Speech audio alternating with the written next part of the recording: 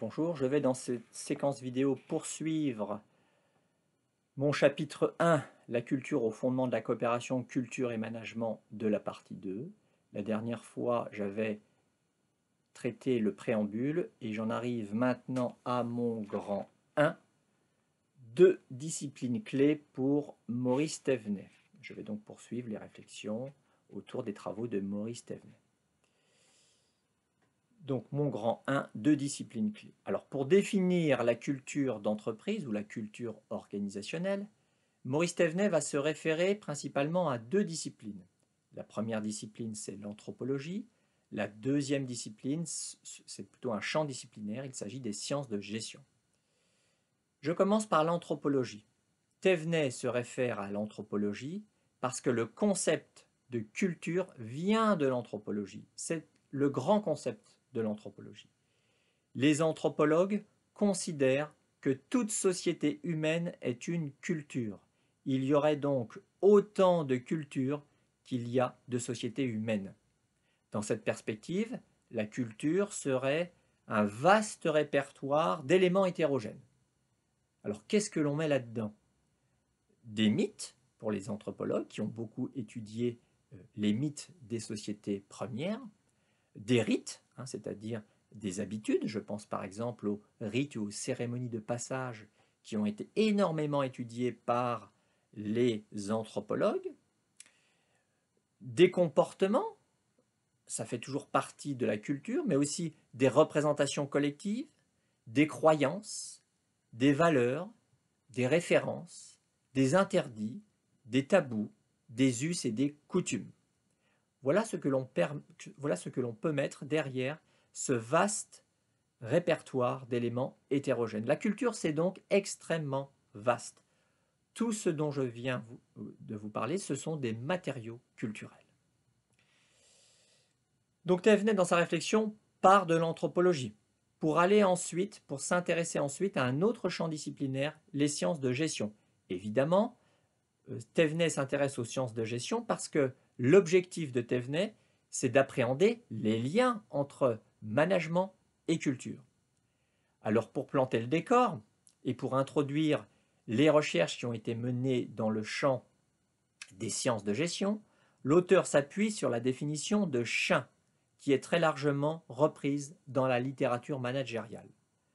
Pour Schein, la culture correspond à la fois à des matériaux culturels, par exemple des rites, des langages, des mythes, à des valeurs et à des références fondamentales. Tous ces éléments, matériaux culturels, valeurs, références fondamentales, tous ces éléments sont censés guider les comportements individuels. J'en profite pour faire un rappel, j'en profite pour vous rappeler que la finalité du management, c'est d'orienter les comportements individuels dans une certaine direction. Donc la définition que je viens de donner de Schein, elle est totalement cohérente avec l'activité de management et avec la manière dont Thévenet définit le management dans son ouvrage.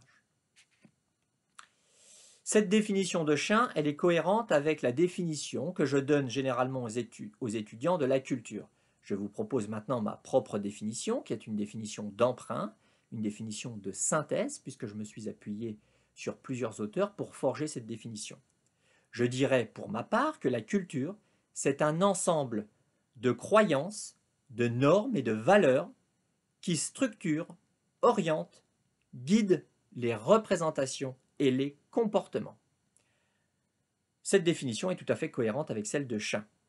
Ainsi, si je poursuis ma réflexion, la culture va s'incarner d'une part dans des habitudes, dans des routines, dans des façons de faire, dans des rites. Bref, la culture va s'incarner dans des comportements qui ont une dimension collective.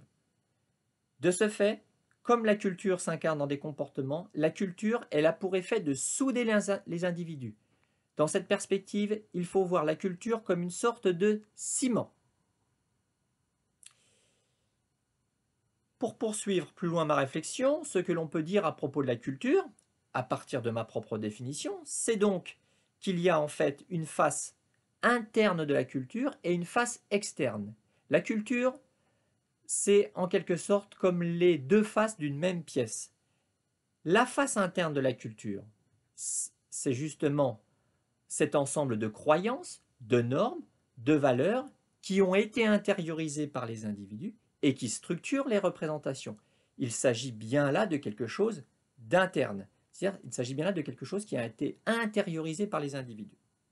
Mais la culture a aussi une face externe, puisque la culture, c'est aussi un ensemble de comportements, et cet ensemble de comportements va se cristalliser dans des habitudes, dans des routines, dans des façons de faire, dans des pratiques.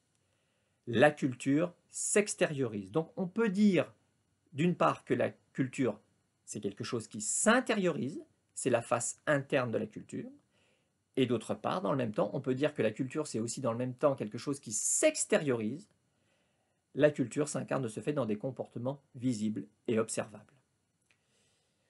Pour faire une image, on pourrait dire que la culture, c'est une sorte d'iceberg avec une face émergée, c'est la face externe, visible, et une face immergée, c'est ce que l'on ne voit pas, c'est tout ce qui a été intériorisé par les acteurs et qui sont au fondement de la culture. Voilà pour les deux disciplines clés qui sont mobilisées par Thévenet dans ses travaux, l'anthropologie et les sciences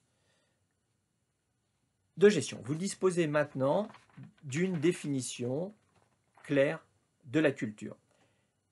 La prochaine fois, je vous parlerai dans la prochaine séquence vidéo des différentes conceptions de la culture selon Thévenet.